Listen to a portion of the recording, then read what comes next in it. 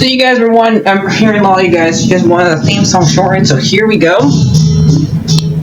This girl reviews movies, games, and books. Sometimes she plays them.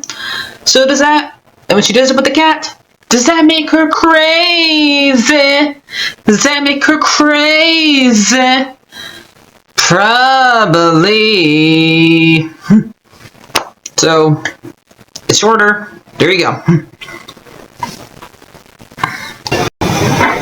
Crazycatlady or Martha Butler does not own any trailers or pictures. I use them under fair educational for and entertainment purpose. Hi everyone, Mark there. So before we begin, the strike is finally over. They just have to sign the darn papers. So I guess what took them so long, after 4 months, counting the writer's strike, but next year the animators have to go on strike because I guess a lot of them have not been getting rest and stuff like that.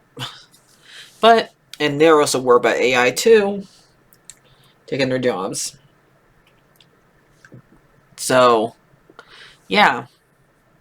But what they want, one thing that they know so far is that they wanted to make sure that when an actor dies, you ask for consent to use their likeness, or before that, you actually use their likeness at all. Because lately we have been dealing with a lot of movies that have actors in it that are dead, and every single time I see this happen, people always get mad because they did not ask for the consent of their family members or their estate. They just did it anyway. So yeah, there you go. You should definitely ask. I'll just do it anyway, because they matter too. But I'm happy that the people who are not in the movie, we help make the movie, like the people get them food, who do the makeup,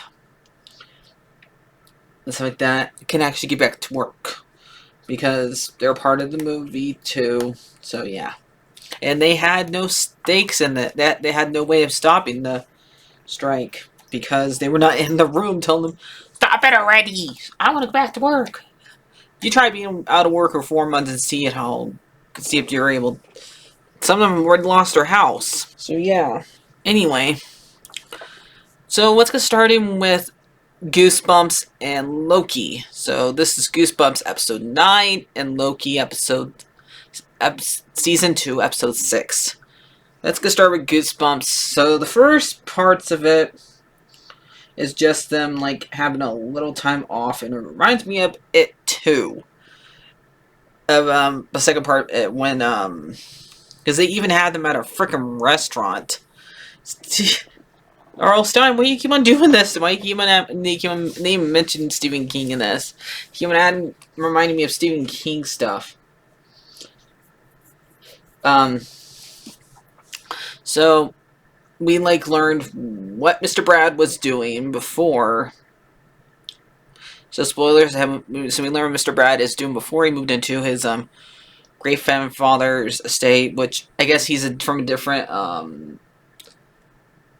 kid, because since the grandkids are since Harold didn't have any kids. So yeah.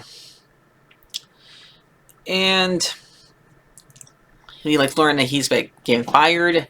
He's not paying his rent. His dog died, ends up being a poodle. And if you know, do you know your Goosebumps history, there is a Goosebumps book that's about a vampire poodle.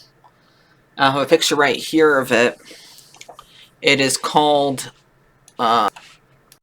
so there's technically 2 books that have to do with vampire dogs. One is a bigger dog, which is called the Barking Ghost.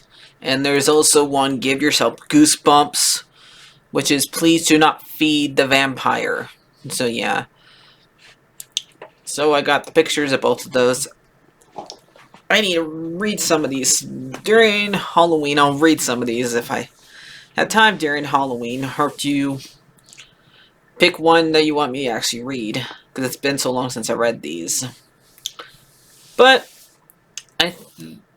they actually make the poodle look good. I knew, like, this is gonna happen once I saw that poodle. That poodle is dead, isn't it? Yep, it's dead. And the fact that it lets go and get hit by a car. Yep. Now we're doing Pet Cemetery, basically. And except for they become a vampire, now a zombie. So, but yeah, they have to die, and that's how vampires work. Sometimes people forget that they actually have to die or to become one, and then make them drink blood, which they forgot to make this one drink blood. But I guess the dumb line helps give back Pet's life. So, Mr. Brad's writing the book about the events and say it's fiction. It's not fiction. If it actually happened, if it happened in your world, it's non-fiction. And he does it while asking them, "Can we write about this to let the whole entire world know about this?" No, you do not do that. You need to ask permission, Brad. And then and the kids are going to Seattle. So what now? And since this is a vampire story, we have to do Twilight. And bring up Washington. So yeah, why? We want us forget it. So while the kids are in Seattle, one goes back, Lucas, because one of her let me see, what's the actresses' names? Alright, Isabella is the one that's moving to be with her mom, and I guess to get away from it all. What happened? And looks like Coin and Nora are getting together. Yay for them. Everybody seems to be moving on, except for Mr. Bennett. And you can get your own cameo from R.L. Stein, finally. I mean, it's just his voice, but not him actually in it. But at least they actually put him in it. Good for them. He like tells how Brad to get out of water is Brock because he has to write a new ending, and yet they keep on saying you be the next Stephen King. Like when he gets sent to the publisher, and yet people always say Stephen King always had bad endings. But yes, but every single one of the Goosebumps stories had a twist, and so that's why this is where this is at. So, do you remember the episode where Slappy first showed up? And was episode 6. There was a coffin that they had to dig up. And apparently it's Slappy's original body. Now, I guess they're going with the story like he's a lot like Chucky, where he was used to be a human. Now, I don't remember him actually ever being a human in the books, but and now he's able to cast the spells without having somebody else read for him, because he does it on